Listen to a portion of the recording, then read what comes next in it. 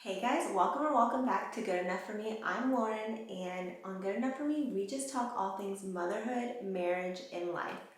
We bought a house, and if you're watching on YouTube, you can see me sitting in it, which is actually crazy. This is my daughter's nursery, and you can tell that the windowsill and trim needs replaced, but this whole room was covered in 2 layers of wallpaper, and it took like 10 people in 4 days to get the wallpaper off, but we did it, and now it looks so much better and airy, and it's really the only room that's done in this house. But I am so excited that we are homeowners. This is my first episode that I'm putting on YouTube, so if you're watching on YouTube, you're gonna be seeing me figuring this out and trying to figure out how to record the podcast at the same time as recording this camera.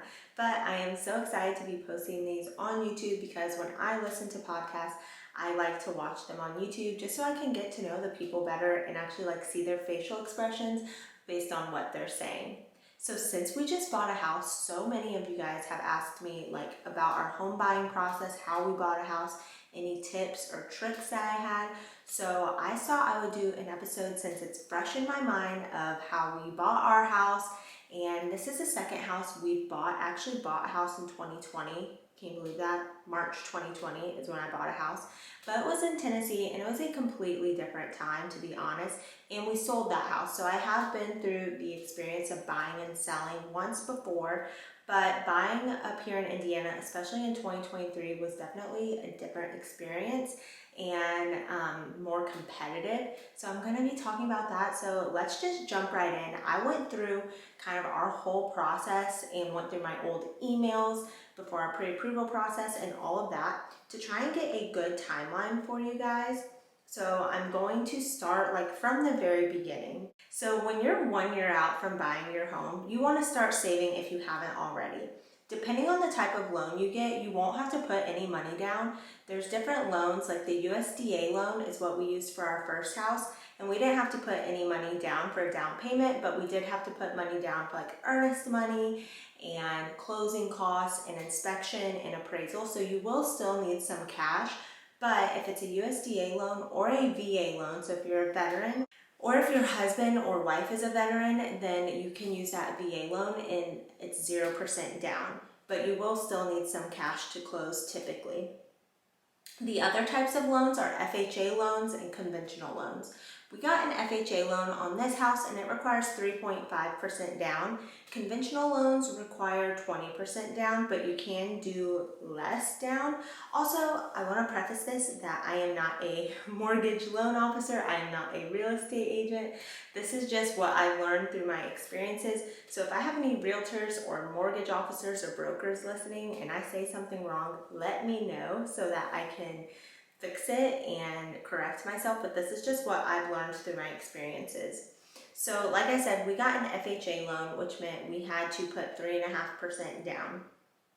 When we sold our house in Tennessee in 2021, we only lived there for a year and a half, but because of COVID and the pandemic, our house's value went up so much within that year and a half that we did make some money off of it, and that's what we saved to put down on this house. So I would say, people ask me how much money do you need to buy a house? It really depends on where you're buying. Are you buying in California or are you buying in Idaho?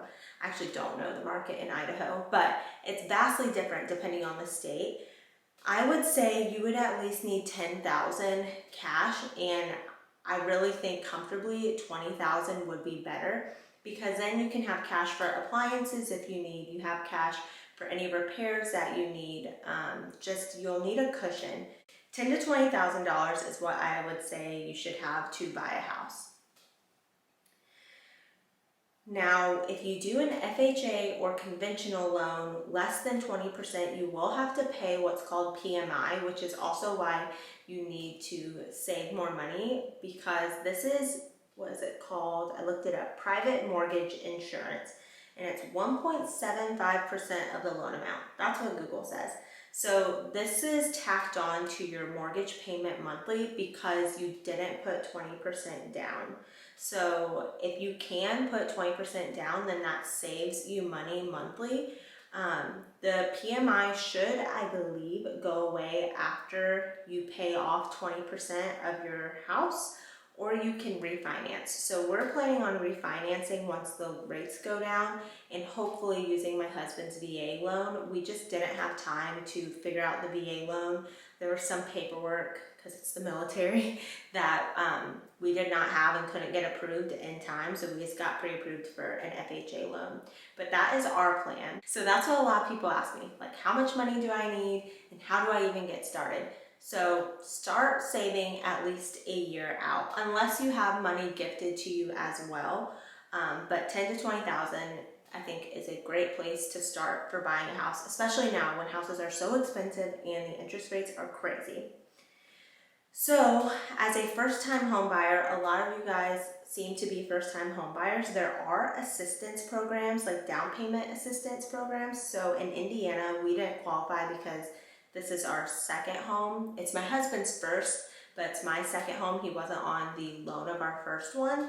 And their down payment assistance was 6%. And then there was another down payment assistance program, which was like the Next Home program. And this is just for Indiana. I believe every state has something like this, and some are better than others. But that Next Home assistance was 2.5 to 3.5%, so down payment assistance.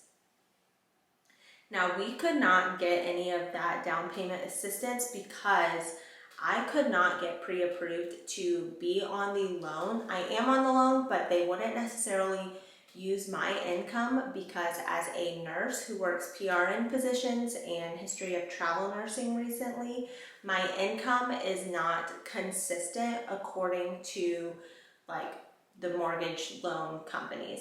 So even though I've been a nurse for 7 years and I've worked all nursing jobs for 7 years and I've had consistent income in that same career field, because it was like contract nursing or PRN is as needed nursing, so I don't have to work like 40 hours a week. I can work a minimum of 24 hours every 6 weeks or something like that. It's not consistent enough unless I've been working it consistently for 2 years for them to really use that income. So if you are a travel nurse, and I know a lot of my followers and listeners are also nurses, you definitely need to make sure you have all of your pay stubs and W-2s for every contract and just show like consistent placement of work, because it will be more difficult. My mortgage loan officer said that nurses always run into difficulty with being pre-approved, which is so annoying because like we're nurses, we're working hard. A lot of nurses work 2 positions. So one will work like a full-time and a PRN position. And she said sometimes they can't even use that second PRN income, which is like an extra $2,000 a month sometimes. So just if you're doing any type of like contract work or anything like that, just know that it might be hard to get approved if you have been doing it for less than 2 years. So like for me as a travel nurse, they said my income and debt ratio pretty much equaled out because of my student loans and such. So because of that, with my husband's income, he has only been in his job for, it was 11 months when we were getting pre-approved. And they approved him for a certain amount, but it was less than anything that we could like get in the area we wanted to live. So because of that, they said you can get a cosigner or you can try to get a house with whatever he was pre-approved for. And we went ahead and got a cosigner. So that is something you can also do. Our cosigner was my mother-in-law, and she just is signing on the loan with us saying that if they don't pay their bills, they don't pay their mortgage, like I will also take responsibility for this. And she had to get pre-approved just like we did, so she was along for the whole process with us. So she had to put in all of her paperwork as well, which I'm gonna go through like the different paperwork we had and how we got pre-approved. But that is an option, but since we used a cosigner, we couldn't get any down payment assistance as well. But it helped us to afford a house that we could actually afford or get pre-approved for a house because they weren't using my income, but that co-signing boosted our pre-approval. So now I've talked about pre-approvals a lot.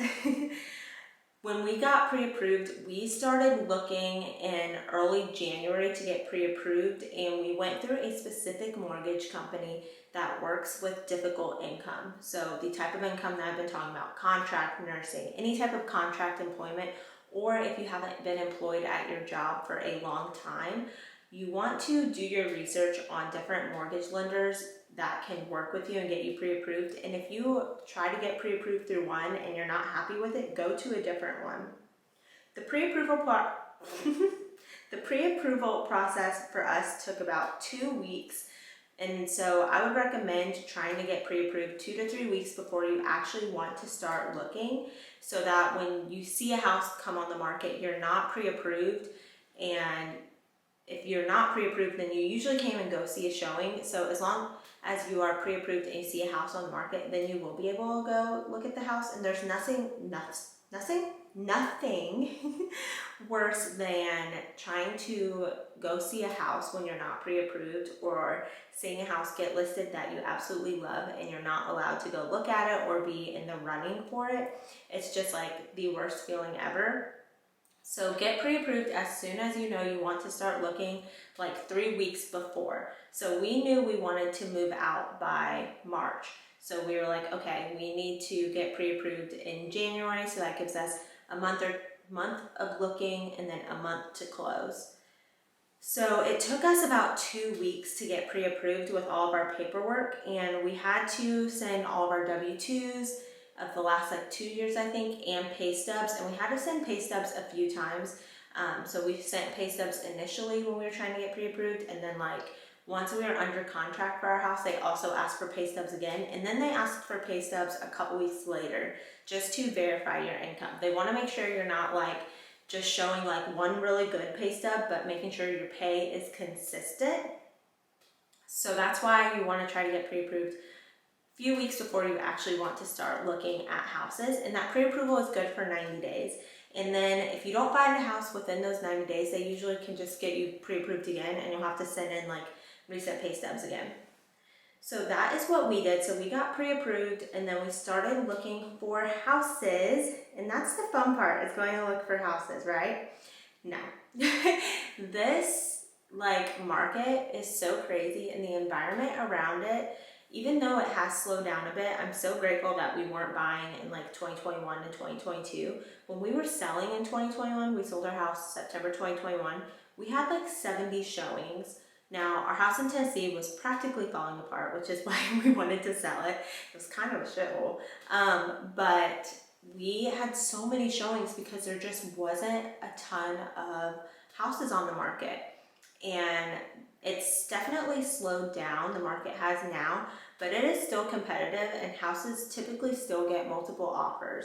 So we looked at probably 7-8 houses seriously that fit what we were looking for, multiple bedrooms, at least 2 full baths, in the areas that we wanted and in our budget. And the budget that we had was a very competitive budget, because it's middle class budget, and first time home buyers or new family looking for homes, everyone was kind of in that same budget. So it was very, very competitive. There was one showing we went to, and this was in north side of Indianapolis, where the house was just listed. It was a Friday night, it was listed. We were going Saturday at 1. And typically when you book a showing with your realtor, you have a 30-minute window just for you to go look through the house, right? We pull up, and there's 5 cars at this house. And I was like, okay, did they double book? What's going on? Yes, they triple booked our showings because there was so much interest that they just had to triple book everyone to see it. And the house wasn't even that great, but it was the location of where it was. It was easy access to the highway, easy access to the suburbs of Indianapolis, and easy access to downtown Indianapolis. And the schools are pretty good where that house was. So I hated that. That's the first time that's happened to me, because you can't say your opinions in the house, which you shouldn't really say your opinions in the house anyways, because a lot of people put cameras up. There were 2 houses that we took tours of and did showings that had cameras. One of them is the house that we actually bought. The other one was a house where a sheriff worked, and we knew that just based on all of their decor. But they had like cameras literally everywhere throughout the house. And so you can't like discuss anything because you know they're gonna go back and look and listen to what you're saying. And when you're buying a house, there's a bunch of negotiating. You don't wanna love the house too much, but you don't wanna not love it. So just watch what you're saying, even on the porch, because they will check those Ring doorbells for sure. But let's go back to when you're going to do showings. So first step, save money. Second step, get pre-approved. Third step, find a realtor. I would get pre-approved before you start working with a realtor, or find a realtor if you know a realtor that you really like. They can give you their suggestions to get pre-approved from, like a mortgage lender. They typically have ones that they have good relationships with. So those are interchangeable, but what we did was we got pre-approved first and then found our realtor, or started working with our realtor, and she already was working with the mortgage company anyway, so it worked out really well. So then you start doing showings, and so like I said, we did 7 showings, and it was really, really competitive. There was one house that we saw that was completely updated, gorgeous kitchen. It had like the cabinets and drawers that like slowly close so they can't slam, but it didn't have as many bedrooms as we wanted. The living room space was like the size of my daughter's nursery that I'm in right now, and was not very big at all. And then downstairs had a basement, which was great, but it was finished, but there wasn't an area to make another bedroom, because we want to make another bedroom downstairs and then have like a play space and a workout area, and there just wasn't room to do that.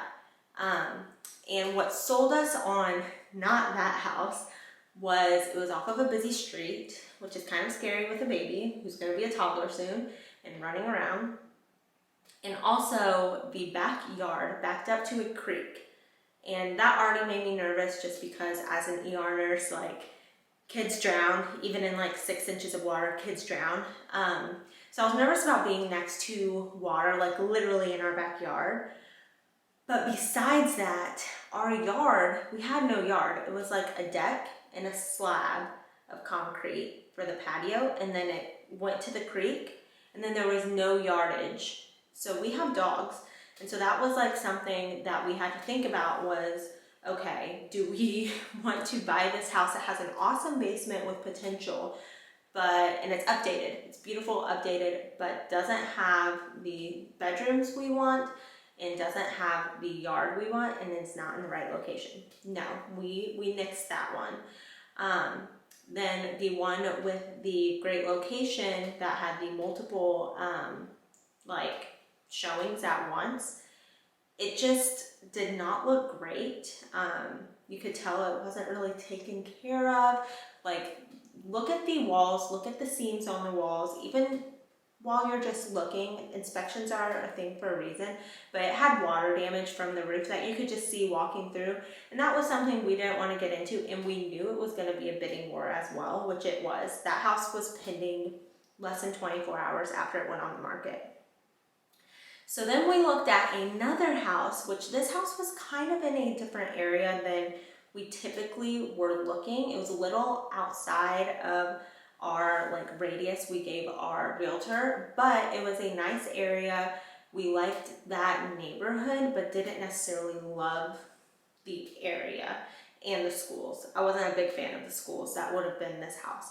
But this house had everything we wanted. The amount of bedrooms, the master bedroom was huge. It had 2 walk-in closets, a huge bathroom.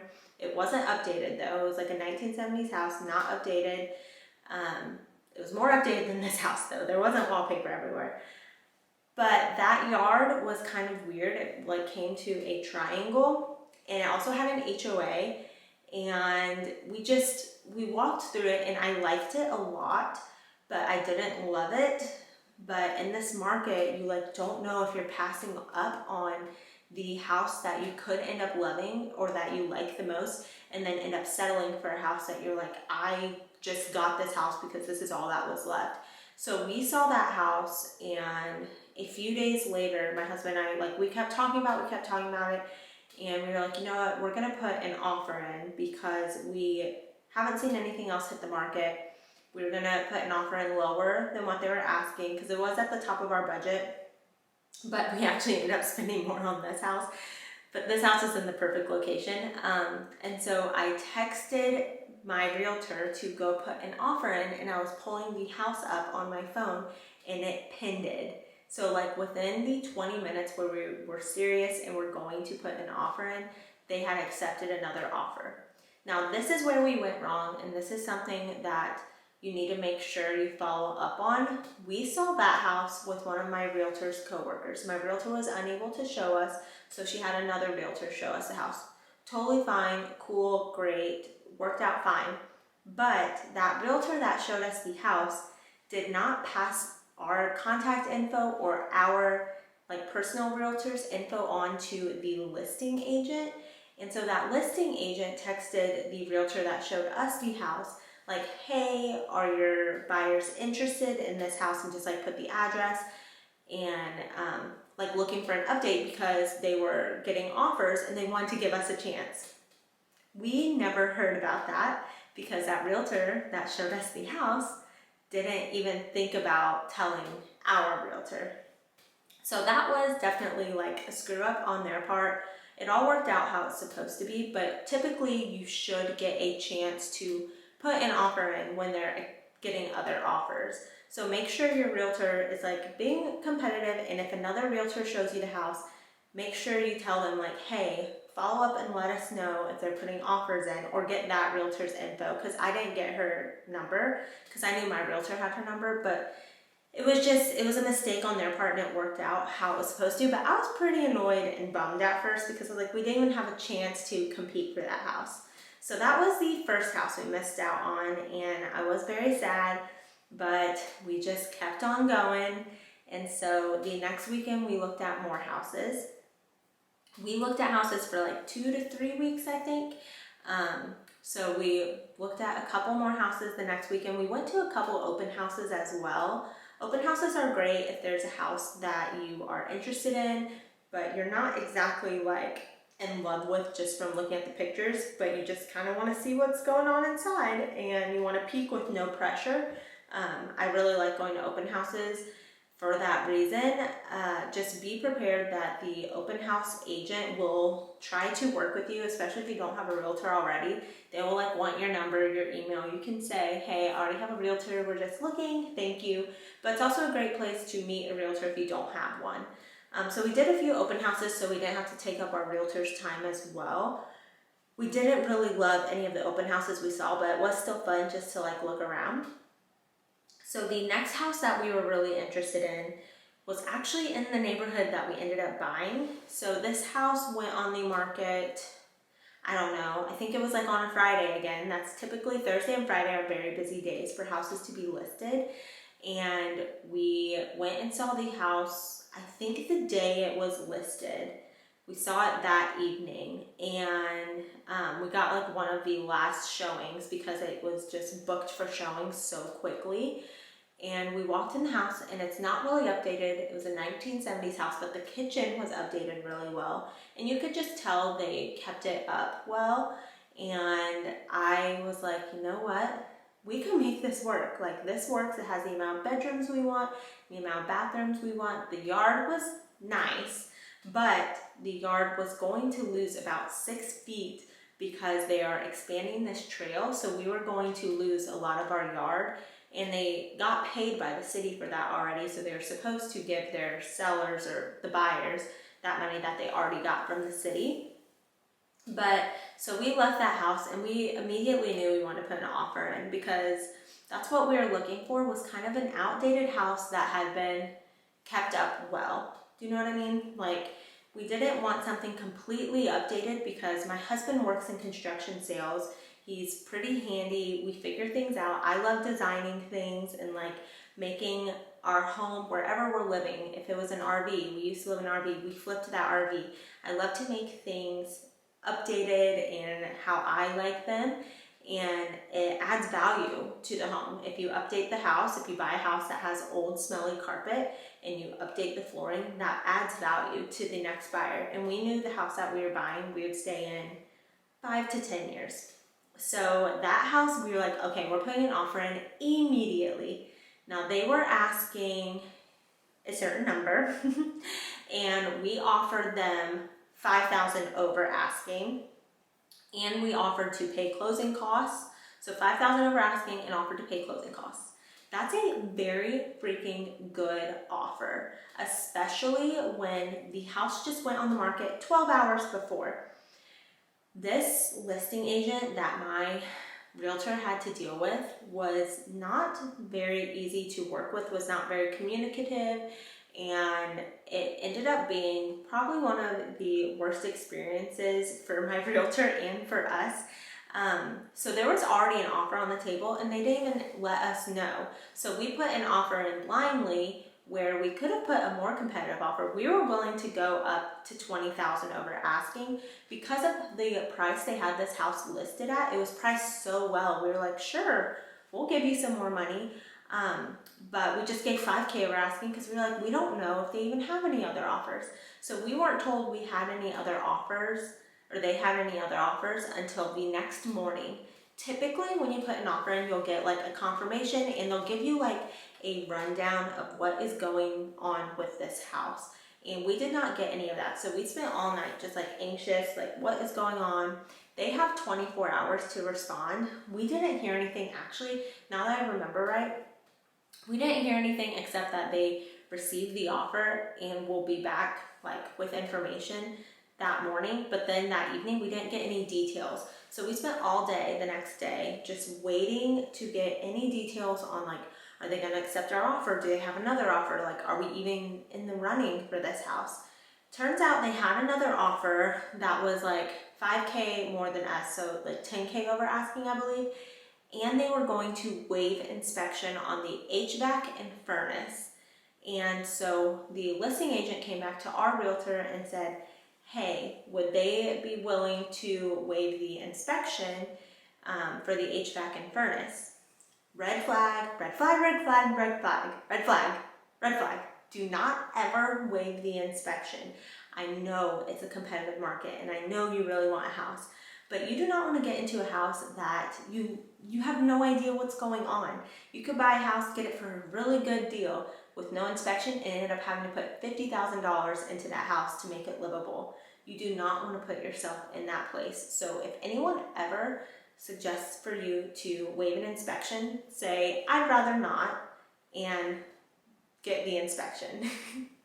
So we were like, no, we are not doing that. We are going to continue to offer you like our highest bid and closing costs, but we are not waiving inspection. So we gave them our highest bid, but said we are not waiving the inspection, and they did not take our offer, even though our offer was a better offer for the sellers financially. They took the offer that was less money than ours, but that would waive the inspection. And honestly, that made me feel better about our decision, because if someone is doing that, they're most likely hiding something. I don't know what, but an HVAC and furnace are very expensive, and if you don't have the cash to replace those right away, why would you get into that mess with a house you're going to buy?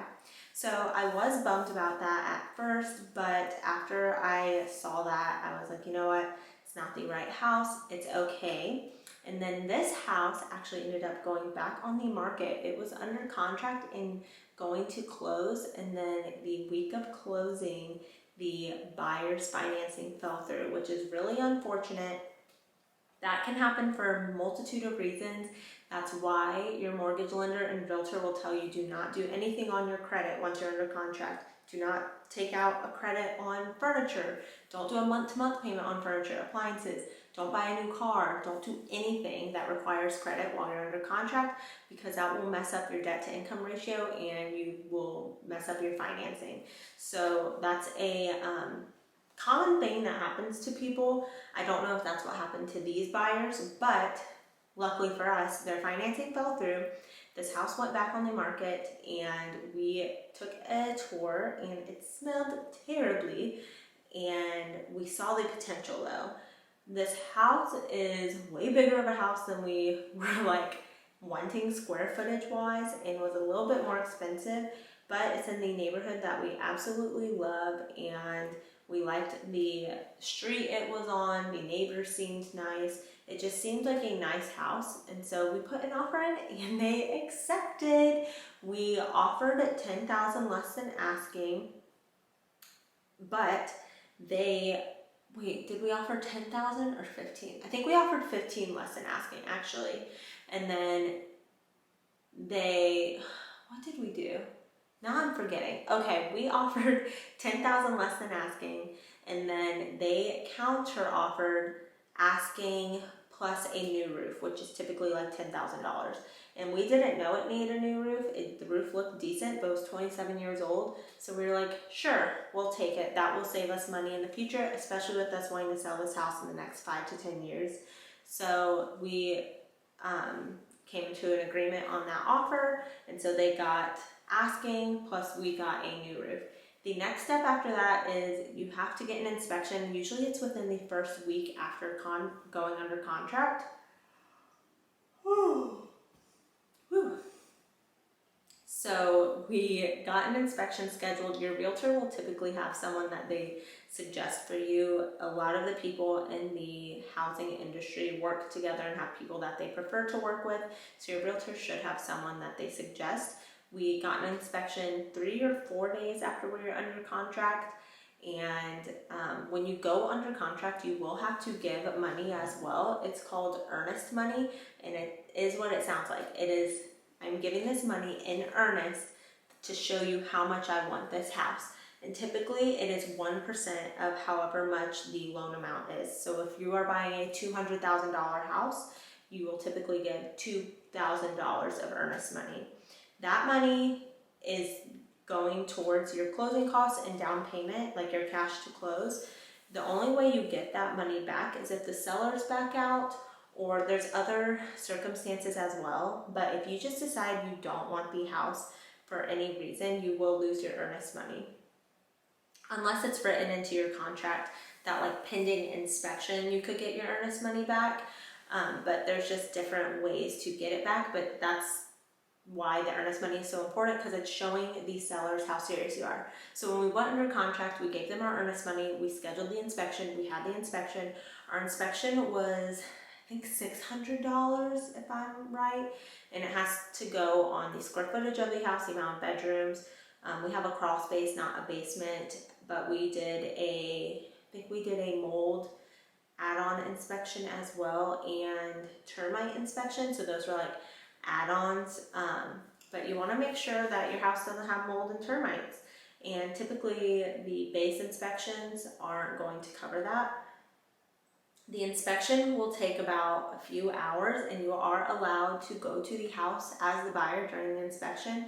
So that's what we did. We came and hung out at the house during an inspection and looked through the house way more, because during your like 20-minute showing, you do not see all of the house or notice things at all. Excuse me, I am so tired. So we stayed here the whole inspection and got to talk to the inspector on things that like we noticed or things that he noticed before getting the actual inspection report. And then you'll typically get that inspection report that night, which is what we did. And our inspection honestly came back pretty well. The inspector was impressed with the crawl space. There weren't any huge things, except the like HVAC and furnace were older. There was a leak coming from the bathroom upstairs into the kitchen, so that was like our big concern. The microwave was sparking, and there was some like vents and ducts that needed connected. Like a air duct had to go up outside and not into the attic. I don't remember exactly, but so you'll go through the inspection, look at things. The inspector will typically show you like these are very urgent or the most important to like least important, and then you'll talk to your realtor and be like, this is what we want fixed, and you will send the sellers an inspection request, and they can say, no, we're not going to fix any of that, we're going to fix some of it, we'll fix all of it, or we'll give you a lump sum of cash for that because we don't actually want to do any of that. and our sellers fixed everything, which was absolutely crazy. We were not expecting that, especially since they were putting a new roof on already, but they were just like really great to work with, and I think they were very motivated. It just depends on the seller. Like, we were their second buyers. This house had been on the market for a total of like almost 5-6 months now since we were the second buyers, and they were paying 2 mortgages because they had bought another house. So our sellers were very motivated, and so we got lucky. Now, the inspection repairs did not happen until 2 weeks after that, which was like pretty much, no, like 3 weeks after that, which was like closing week.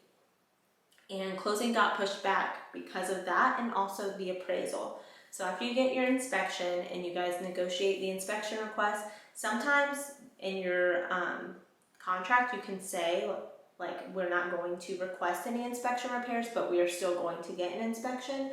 A lot of people know to do that just to give, I guess, like a one-up on other buyers, but we did not put that in our contract because we wanted to be able to ask for repair requests, and I'm glad we did because they fixed everything that we asked for.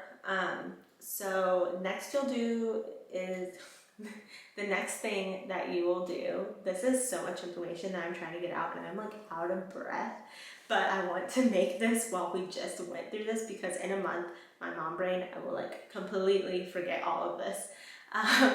The next thing you'll do is an appraisal. An appraisal is what it sounds like. It appraises the value of the house. It looks at the house, the square footage, the land it's on, the location. I don't know, one of my good friends works in appraisals and I really don't know all the answers. I ask her a bunch of questions a lot, but we'll look at things that are like up to code and that stuff, and we'll give you the value of the house. So say you're buying a house, you're under contract for $215,000, but the house only appraises for $200,000. Then you either have to make up that $15,000 difference, or you and the sellers negotiate, like they'll come down on the selling price, or you'll meet in the middle. There's different things, but your house has to appraise for however much you are under contract for, because that's how much the loan will cover. It's kind of confusing, but that's what it's for. It's appraising how much the bank and like the loan is willing to pay for this house based on what the appraiser says it's worth. So our appraisal came back $6,000 or $7,000, I think $7,000 less than our contract price, which was not good. That meant that we were going to have to pay $7,000 more at closing, or the buyers were going to have to come down.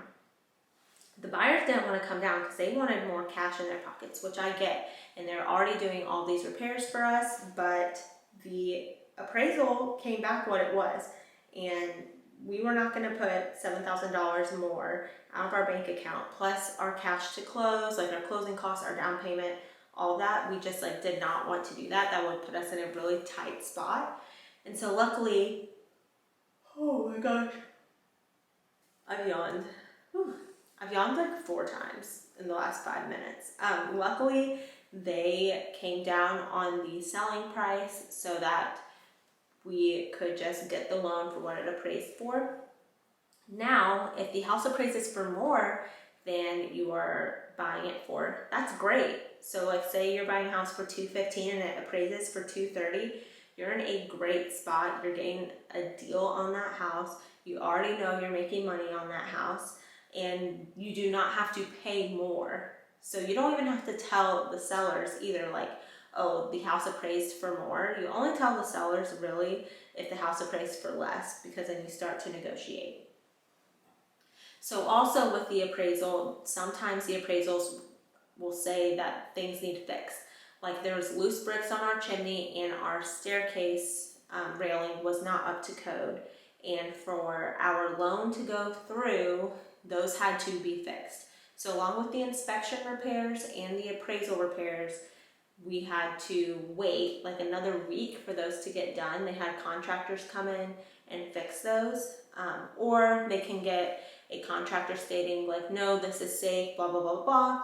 And sometimes that will be approved by the loan company, but typically whatever they say needs fixed, and then the appraiser will go back out and make sure it's up to code. So that's what they did for us.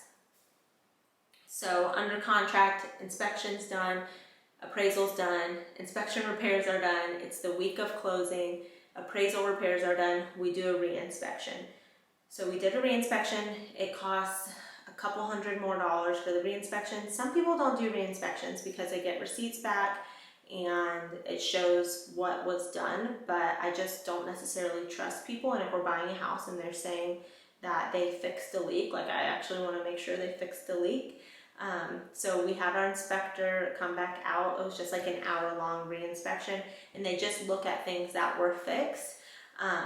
And the only thing that wasn't fixed on ours, we had some microbial growth, which could have been mold, but they didn't test it for mold, I guess, so then it didn't necessarily need sprayed. I'm not sure, but we weren't really concerned about it, and my husband's going to, it's one spot, it's not even actively wet in the attic, and he's going to treat that himself. And since they repaired the roof, there was a wet spot there. There's no wet spot anymore, so there won't be any more growth. That was the only thing we had problems with, and they provided a letter to us saying that this is why we didn't fix it. So our re-inspection was the day before closing, like that afternoon, and then that next morning we closed. Our closing got pushed back a few days because of the repairs, and we needed time to close and to do the re-inspection. And now it was closing day. We were so nervous that something would come up, because until those papers are signed and you have the keys in your hand, it all still feels very up in the air. So the morning of closing, we came to the house with our realtor and did one final walkthrough, even though we were just here the day before, because one of my friends, actually during their final walkthrough, all of their appliances were stolen. So it's something that I would definitely recommend doing a final walkthrough, and then you will go to a title company to do the closing. When I closed before, it was in 2020, so I closed by myself over Zoom and signed all the papers and then took them to the title company, and then they handed me the keys, and like that was it. There was like barely any human interaction. And when we sold our house, it was through Redfin, so I did not have to see anyone either. And so this was so weird because we were sitting at the same table as the sellers. So it's like after all this negotiation and literally the biggest monetary transaction that you're going to make typically, you're like sitting across from them, and they were really nice, but there were some awkward times, like just when they're talking about money and they're strangers and it's your money and your income, it's just weird. But closing took about an hour and a half to 2 hours. You sign all these papers.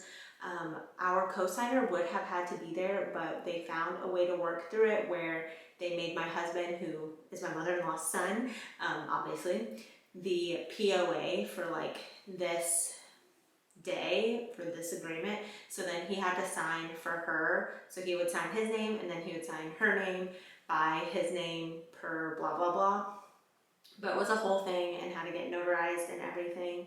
So we were there with our realtor, they were there with their realtor, and then the title company person was going through all the paperwork. As a seller, they only had to sign a few pages, like probably 20. We signed so many, but we got our keys that day, and then it was done, and we owned the house. So from time of going under contract to close was 5 weeks. And biggest takeaways is always get an inspection, and if you can, your realtor can write in like things in your contract to make sure there's like a appraisal gap, so that the sellers have to pay the difference between if it appraises for less than what you're under contract for. We didn't have that in our contract, but I wish we did, but it ended up working out anyways because they negotiated down. But yeah, so that was our home buying journey. A couple other things, there's these things called mortgage points, where they're fees paid to the lender, and they give you a reduced interest rate because of the mortgage points, but they can also give you a credit to save cash to close, and we ended up doing that. It saved us $2,300 of cash to bring to closing, but it raised our interest rate from 6.625 to 7.125. gasp. I know our interest rate is insanity, but we are planning to refinance within the next year and going to refinance with a VA loan, so it will all work out. And even if we weren't refinancing in the next year, it will take 2 years for that credit to end up costing us more money. So that's something to look into and bring up to your mortgage lenders.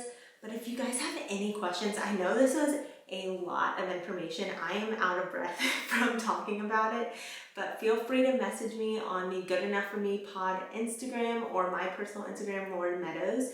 We are so excited to be in this house, even though it was stinky and ugly. We have already renovated her room, which I will be posting before and afters here on YouTube and TikTok, and you guys can see our progress on TikTok. It's actually crazy how much we've gotten done in 2 weeks, and it's because we have like the best friends and family who have been helping us, and we're pretty motivated people, and it stunk really bad. But now it doesn't. It just smells like paint.